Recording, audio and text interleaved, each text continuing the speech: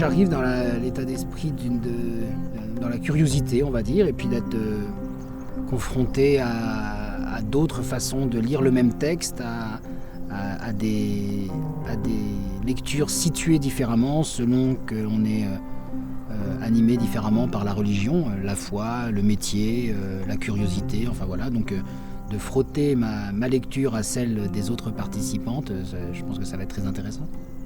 Cette rencontre, c'est aussi le cœur c'est le cœur de ma foi en réalité. Il y a bien sûr le lien avec Dieu, mais le lien avec Dieu, pour moi, au fil de mon histoire, il s'est d'abord dessiné dans le lien avec des personnes qui parlaient ou pas de Dieu. Il se trouve que j'ai été élevée dans une famille très protestante et que je tiens beaucoup à mon église, à ses valeurs principales. Je tiens beaucoup à la Bible. C'est la seule chose parfois qui peuvent me laisser un petit peu sur le côté, c'est le dogmatisme. Mais je suis assez confiant, j'essaie de ne pas être dogmatique dans mon athéisme, alors ça devrait bien se passer. Là, je suis venue sans rien. Je sais qu'on va recevoir, que j'aurai ce texte en main, et j'ai envie de le découvrir comme ça, en fait, avec cette simplicité et sans mes appuis habituels. Eh bien, le temps présent est tellement important, et je tire des évangiles l'idée que c'est ici et maintenant que nous pouvons être chrétiens et transmettre un certain nombre de choses. Et alors toi, Christine, tu es juriste, donc, oui, mais tu enseignes, tu es professeur de droit. Et donc un prof de droit enseigne et fait de la recherche. Et je me passionne surtout sur la transmission aux étudiants de ce qui pour moi est valeur fondamentale. Et beaucoup de ces valeurs fondamentales se traduisent en liberté et droits fondamentaux, pour beaucoup issus de la Bible. D'accord. Ah oui, alors là, la transmission et ces valeurs, là, il y a ce lien, quoi, sans doute. Il y a ce lien. Pour toi. Et toi ? Alors moi, c'est un petit peu particulier ce que je fais parce que je viens de changer. J'ai travaillé pendant presque 20 ans dans la culture, j'ai dirigé un festival. Et là, j'ai quitté il y a 15 jours ce travail pour changer un peu de vie, comme on dit. Enfin, en tout cas, prendre le temps. Voilà. Et puis, je suis ici sans avoir particulièrement de rapport à la Bible du domaine de la foi, mais comme un peu comme a été ma carrière, plutôt culturelle, plutôt le texte, comprendre des choses, comprendre ce qui a constitué notre civilisation. Mm-hmm. Je croyais qu'il ferait froid et qu'il pleuvrait. Ouais. Je pensais aussi. On va aller s'asseoir à l'ombre. Oui, on s'assied là. Cette campagne autour d'Aix, c'est vraiment de toute beauté. C'est un endroit où j'adore aller. Cette campagne, je l'aime. Alors moi, j'habite près de Colmar. Oui, près de Colmar. Voilà, mais moi, je m'occupe de la formation permanente des pasteurs, donc pour l'ensemble de la France, pour les églises luthéro-réformées. Donc du coup, je circule beaucoup. Ouais. C'est formidable. Ah oui, c'est un beau ministère, vraiment. Ça nous fait peut-être un point commun parce que j'imagine que tu as beaucoup voyagé aussi pour tes activités universitaires et politiques. Oui, enfin politique, pas tant que ça. Entre ma circonscription et l'Assemblée. Et puis assez longtemps élu local, donc dans l'Hérault, beaucoup dans l'Hérault. Bonjour. Bonjour Marion. Alors je vous ai entendu parler de voyage. Donc c'est un petit voyage dans le temps que je vais vous proposer parce que l'intérêt de notre rencontre, c'est de voir entre nous si 21 siècles après Jésus-Christ, les textes de l'Évangile peuvent encore parler aujourd'hui. Je voudrais d'abord vous demander quel est votre rapport à chacun avec la Bible. Eh bien, je fais partie de ces enfants à qui on a, autrefois, à qui on a lu la Bible tous les soirs. Voilà. Donc un rapport très familier. Très familial et très familier, mais je ne peux pas du tout dire que je lis la Bible tous les soirs depuis un grand nombre d'années. D'accord. Oui. Mais enfant, oui. Eh bien moi, alors pas tellement enfant, mais c'est plutôt après dans mes études et puis dans ma vie culturelle où c'est devenu un objet vraiment alors presque 100% culturel. Je le prends un peu comme ça, comme un grand livre d'histoire et un corpus symbolique pour notre société, quoi. Alors moi, je suis pasteur, donc la Bible, c'est un texte que je fréquente et j'ai toujours ce goût. La Bible reste pour moi un recueil d'histoires qui dit quelque chose de la foi, mais qui nous dit quelque chose de notre vie, les uns avec les autres, de notre lien au monde. Et je crois que mon premier regard, c'est d'entendre une histoire, toujours. Alors je vais vous raconter une histoire, mais avant ça, je vais vous distribuer à chacun une Bible. Merci. Que vous pouvez ensuite ramener chez vous. Merci. Donc une histoire qui se passe pendant que Jésus est en train de monter à Jérusalem, ce qui prend énormément de temps dans l'évangile de Luc, puisqu'il y a une multitude d'événements sur ce chemin de Jésus vers Jérusalem, dont un événement qui arrive au chapitre 17. Donc nous sommes en Luc 17, au verset 11 à 19. Alors, attends.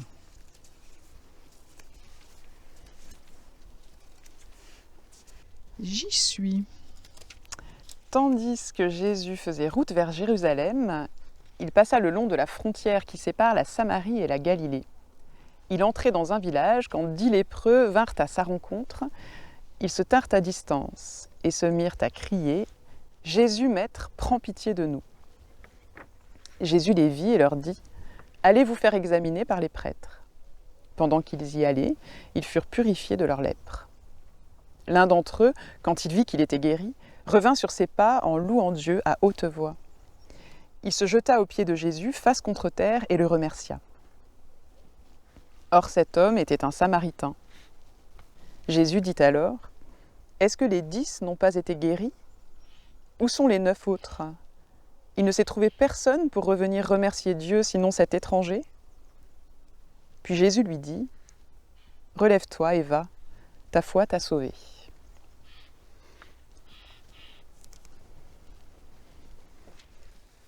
Alors, première réaction à la découverte de ce texte. Christine ? Eh bien, moi, je trouve intéressant que, encore une fois, c'est le Samaritain, ou celui qui n'est pas, qui est étranger ou différent, et contre qui on a des préjugés, qui est dans la reconnaissance. Et c'est très souvent le cas. Moi, j'ai l'impression que ça tombe exactement à l'endroit qui peut me donner le plus de résistance, d'une certaine façon, dans le texte récit biblique. de guérison. Un récit de guérison, le miracle, enfin, quand on n'a pas la foi, c'est vraiment la partie la plus... Ouais, qui laisse le plus à distance, je crois. Ok, Natacha ? Et je trouvais intéressant d'entendre ce que disait Adrien autour de la guérison, parce que là, la guérison me paraît secondaire par rapport à la question de la reconnaissance ou de l'ingratitude, voilà, qui jaillissent très fortement pour moi. Et du coup, ça me donne envie d'aller réfléchir à la guérison aussi. Oui, vraiment. Donc vous pouvez partir chacun cheminer avec aussi ce qui a jailli chez l'autre et essayer de balayer ce texte en prenant le temps, dans un paysage assez familier des récits de cette époque aussi.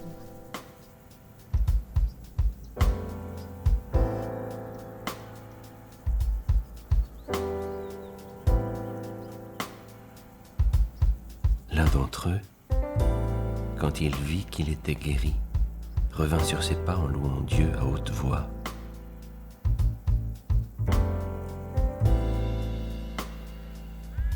Jésus, Maître, prends pitié de nous.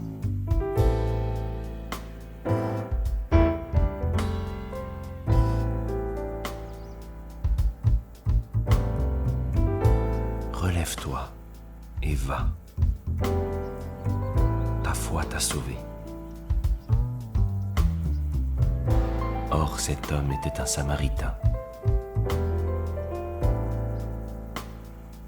Où sont les 9 autres ?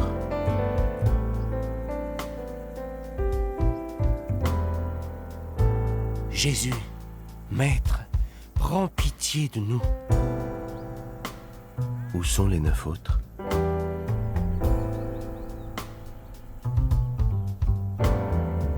Où sont les 9 autres ? Alors Christine, qu'est-ce que vous avez envie de partager autour de ce texte après l'avoir relu ? Pas mal de choses. Oui, il est riche. Pas mal de choses dans ces quelques versets. Mais je trouve Jésus relativement sévère dans ce texte. Oui. Un peu dur dans les paroles qu'il lance.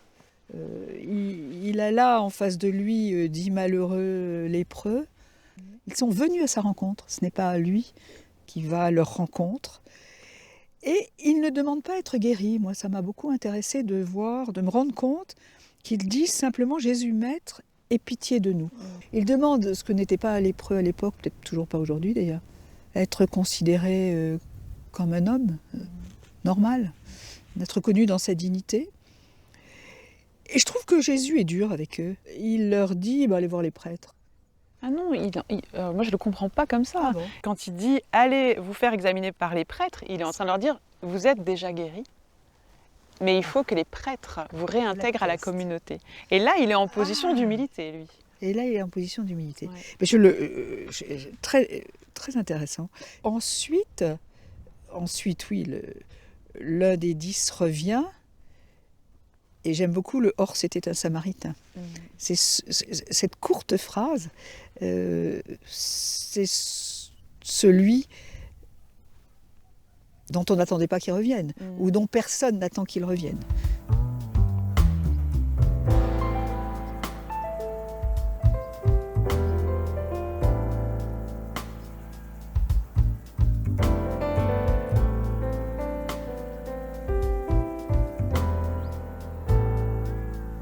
Adrien, vous avez noté que c'était un récit de guérison, donc je peux assez facilement qu'il ne soit pas facile d'y entrer quand on n'a pas la foi, quand on n'y entre pas par la croyance. Oui, en fait, j'ai un peu pris le choix de ne pas m'attarder là-dessus, de ne pas rester sur miracle, pas miracle, qu'en est-il de l'historicité de la chose. Et donc, c'est presque aussi un récit de conversion en même temps qu'un récit de guérison. Et comme si c'était d'y avoir cru qu'il l'avait guéri, quoi.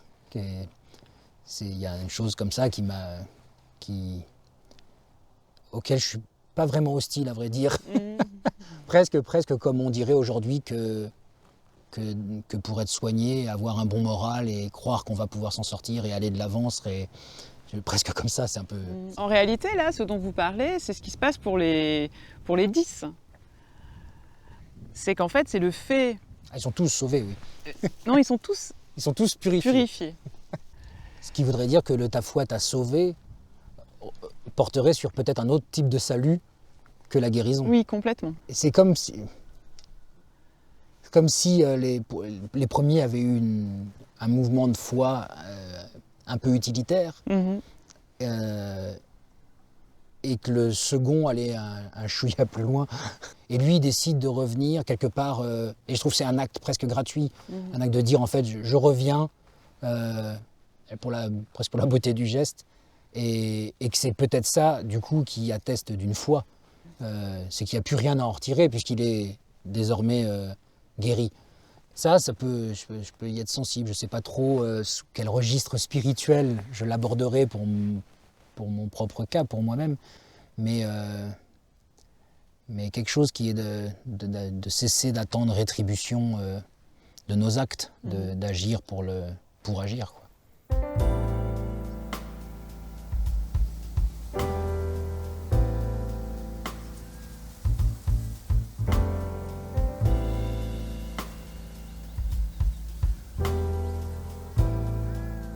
Par rapport à votre ministère, alors peut-être votre ministère à la fois de pasteur ou d'accompagnatrice des pasteurs tout au long de leur propre ministère, quel lien vous pourriez faire avec ce texte À travers les formations qu'on vit au fil de nos vies professionnelles ou à travers les rencontres aussi, je me dis que ce qui permet la reconnaissance, la gratitude, mais en fait c'est le retour qu'on fait sur nos parcours. C'est un peu ça que vous offrez en fin de compte aux pasteurs dans leur ministère. C'est ce temps pour regarder un peu en arrière et faire une relecture en fin de compte. Ouais. On ne cesse de rencontrer des étrangetés et puis qui nous renvoient à nos propres étrangetés, à nos propres parcours, à nos questionnements. C'est qui l'étranger pour un pasteur aujourd'hui alors ? L'étranger, c'est tout le monde, je dirais. Au niveau de la rencontre, en fait, je pense. Après, il y a toute la dimension de l'engagement, du regard éthique qu'on pose sur l'autre, Et ce regard éthique alors auquel invite ce texte, vous le définiriez comment? C'est-à-dire qu'on a un groupe indéfini de 10 lépreux. Et puis il y a un moment, une rencontre forte qui fait qu'il y a une individualité. Et ça, je pense que la rencontre individuelle, c'est déterminant. Puis les choses bougent à partir du moment où les gens se rencontrent, tout simplement individuellement. Ou alors il y a des tas de barrières qui tombent, des peurs, des frilosités.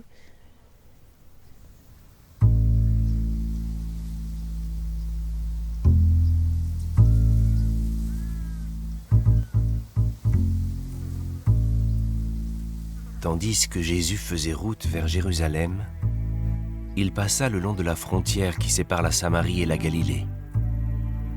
Il entrait dans un village quand 10 lépreux vinrent à sa rencontre. Ils se tinrent à distance et se mirent à crier « Jésus, Maître, prends pitié de nous !» Jésus les vit et leur dit « Allez vous faire examiner par les prêtres. » Pendant qu'ils y allaient, ils furent purifiés de leur lèpre. L'un d'entre eux, quand il vit qu'il était guéri, revint sur ses pas en louant Dieu à haute voix. Il se jeta aux pieds de Jésus, face contre terre, et le remercia. Or, cet homme était un Samaritain. Jésus dit alors, « Est-ce que les 10 n'ont pas été guéris? Où sont les 9 autres? Il ne s'est trouvé personne pour revenir remercier Dieu, sinon cet étranger. » Puis Jésus lui dit, « Relève-toi et va, ta foi t'a sauvé. »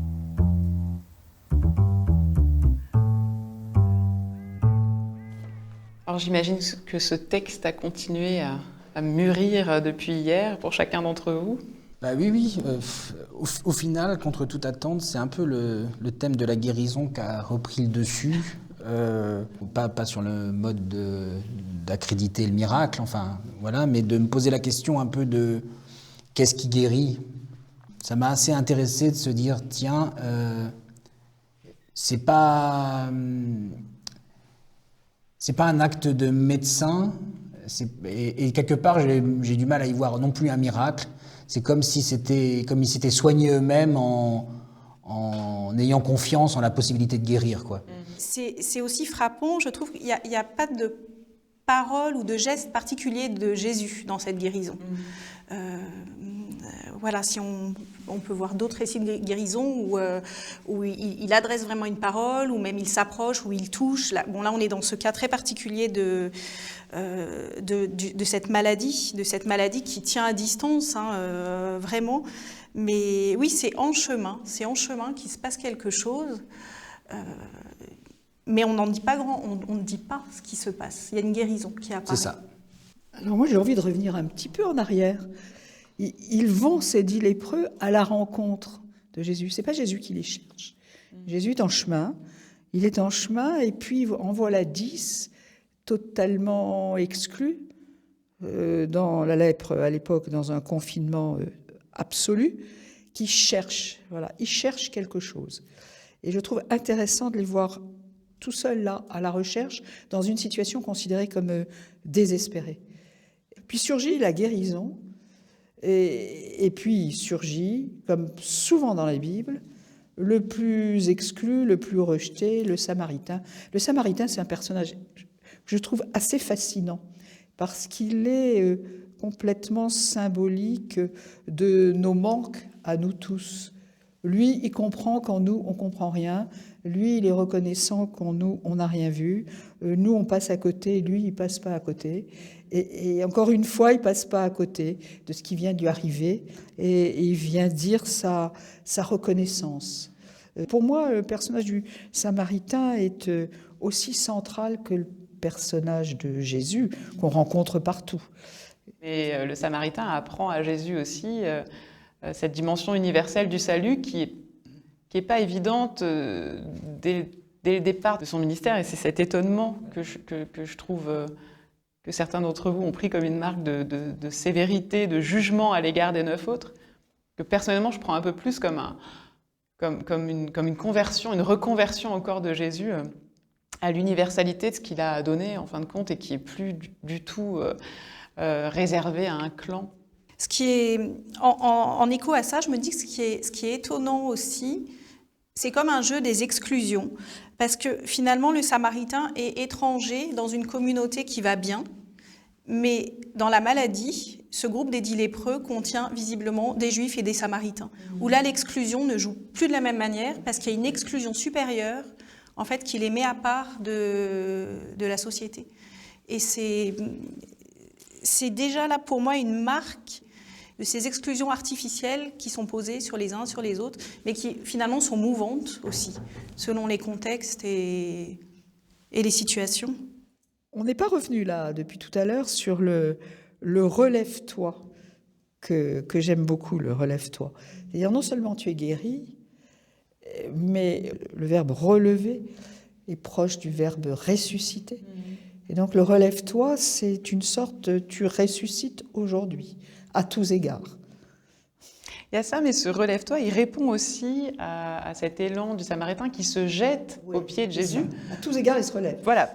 Il y a aussi cette dimension de c'est pas à mes pieds qu'il faut te jeter, en fait. Moi, c'est ça qui m'intéresse pas mal, c'est cette idée de... comme si Jésus avait agi en se retirant. Il fait rien, en fait. Il fait rien. Il appose pas ses mains, il incante pas, je sais pas quoi. Enfin, voilà, il fait rien. Et d'ailleurs, c'est relève-toi. Et moi, je l'ai d'abord entendu comme vous le mentionniez, comme c'est pas ne te prosterne pas devant moi, et suivi de ta foi t'a sauvé, dans le sens où c'est pas moi qui t'ai sauvé, mais c'est ta foi. Et ça m'intéresse pas mal parce que je trouve que ce serait peut-être parfois en nous retirant, nous, humanité, en cessant de vouloir absolument agir en permanence sur notre environnement au sens le plus large, mais en particulier sur les environnements écologiques, naturels, ce serait en se retirant, en cessant de vouloir agir, qu'on arriverait peut-être à sauver quelque chose. Je continue à trouver que ce qu'il est dit des 9 autres est un peu dur. Ouais. Parce que, au fond, la reconnaissance... Tout le monde n'a pas cette facilité à être dans la reconnaissance. Sans doute qu'il faudrait leur laisser un peu de temps et qu'elle viendrait. Et qu'elle viendrait, cette gratitude. Moi, je n'exclus pas que les 9 autres viennent un jour.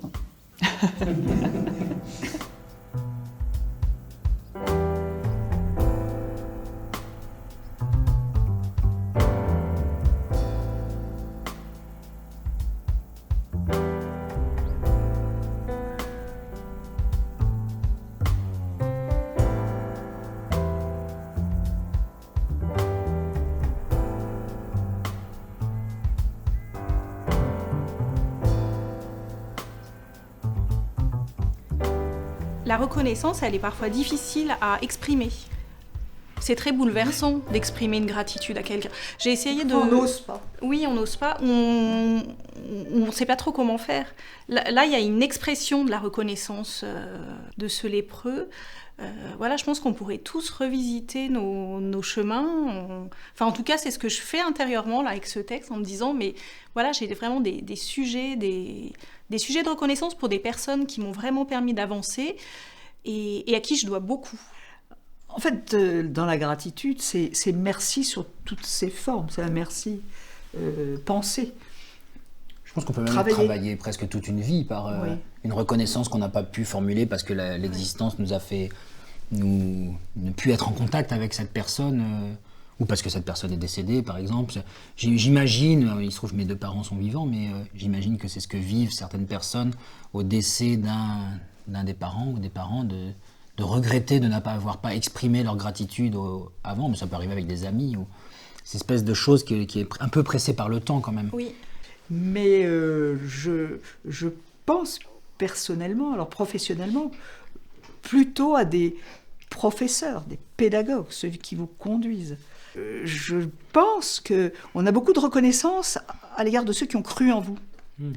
Et alors moi, j'ai aussi beaucoup de reconnaissance à l'égard par exemple, de mes étudiants. Mon métier d'universitaire. Oui, parce que enseigner, c'est autant enseigner qu'être enseigné. Et donc la reconnaissance que l'on peut avoir à l'égard de ses étudiants, ou parce que c'est mon métier, les étudiants, ou à l'égard de ces petits-enfants qui continuent à vous faire avancer dans tout ce qu'ils vous disent. Je comprends très bien parce que j'ai eu beaucoup le sentiment, pasteur de paroisse, d'être à l'école de mes paroissiens, Ben voilà. en fait. Ben voilà. De certains d'entre eux qui m'ont énormément marqué par leur foi, par des parcours de vie très forts. Et j'avais l'impression, en fait, d'être affermie vraiment dans ma propre foi, dans mon propre chemin par eux. Et d'être à leur école, en fait. Ça ne m'étonne... Oui, d'être à l'écoute, Oui. de n'être pas celui qui dit, mais celui qui écoute. Oui. Et celui qui apprend. Et celui qui apprend. Ouais. Je pense que dans la reconnaissance, il y a cette compréhension que l'on apprend perpétuellement de l'autre. Je repense à quelque chose que tu as dit ce matin pendant le débat, qui était, tu as dit à propos de relève-toi, Oui. que c'était comme une résurrection. Oui. Et dans reconnaissance, il y a aussi naissance. C'est ça, nouvelle naissance. Il y a nouvelle naissance et il y a donc ce serait comme renaître en avec quelqu'un. C'est naître à nouveau mais avec une nouvelle donnée qui est cette rencontre et refaire un chemin à partir de la nouvelle rencontre qu'on vient de faire. La reconnaissance, c'est admettre que le chemin à partir de maintenant se fera avec. En fait, pouvoir être reconnaissant rend très heureux, en fait. Bien sûr. C'est marrant le chemin. Moi, très, très sincèrement, je ne crois pas qu'au moment de la première lecture et au moment où on découvrait le texte, à la première lecture, j'avais l'impression d'une chose de courte vue un peu. Ok, un miracle, un récit de miracle. Oui. Et finalement, on a passé quand même deux jours dessus. Oui, puis ça se déploie parce qu'on est ensemble, en C'était fait. une simple histoire, c'est devenu une aventure. Ouais. Partagée. Enfin, une simple histoire. Enfin, une un simple miracle, histoire, hein, quand ouais. même, on est d'accord.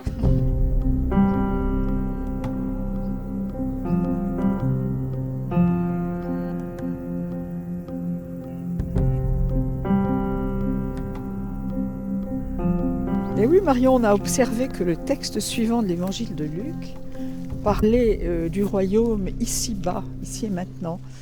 De ce qu'on vient de vivre, quoi, Eh ben en fait, voilà, ces 2 jours. Exactement. Voilà, tout Exactement. simplement. C'est ça. Exactement. Non, mais j'ai bien compris qu'il fallait que je vous réinvite pour parler de la suite, et puis encore de la suite, et on Et peut ben faire voilà. tout l'évangile de Luc, Et et ben puis voilà. même encore Jean. Et jeter un plus, coup moi, d'œil aux autres Je aussi. viens Voilà, de découvrir que ce Oui. qu'on avait lu n'était pas l'origine du bon samaritain, que c'était un autre passage Ah de non, l'évangile. c'est un autre bon c'est samaritain. Ah oui. Il y a beaucoup. Il y a beaucoup de bons Il y a samaritains beaucoup, chez ça- Luc. il y a beaucoup de Oui, samaritains. tout à fait. Exactement. Eh oui. Voilà, mais c'est le moment de nous dire au revoir. Donc vraiment un grand merci de vous être prêté au jeu. Merci à toi. Eh bien, nous, c'est notre gratitude que nous avons envie d'exprimer. Reconnaissance et gratitude, c'était vraiment 2 jours hors du commun. Pour moi qui lis pas la Bible tous les jours, c'était particulièrement hors du commun. Oui, c'était original même. C'était extrêmement enrichissant, oui. Et plein de joie aussi. Donc, se quitter dans la reconnaissance mutuelle, c'est un bon pain pour la route. Au revoir. Bon retour. Merci. À bientôt. Marie. Au revoir. C'est vrai que ces 2 jours, on a pu repenser à ce que veut dire reconnaissance, gratitude, merci. Et ça, je trouve que c'est extrêmement important. Moi, je vais peut-être reconsidérer les récits de miracles dans la Bible d'un autre œil. Oui, Ça mérite peut-être oui. de les lire un peu c'est avec un petit c'est beaucoup décalage. plus qu'un miracle. Oui, c'est d'une certaine façon. Oui, c'est ce qui t'avait accroché au tout départ à la première lecture. Je me souviens, cette question de la guérison et Quand on n'a pas la foi et qu'on discute avec des gens particulièrement hostiles de l'intérêt qu'on peut trouver à la lecture de ces textes, ça Oui. bute souvent sur le récit de sur ces miracles, questions du miracle. l'historicité Qu'est-ce que du ça veut personnage, dire ? Est-ce que etc. ça a pu se Voilà. passer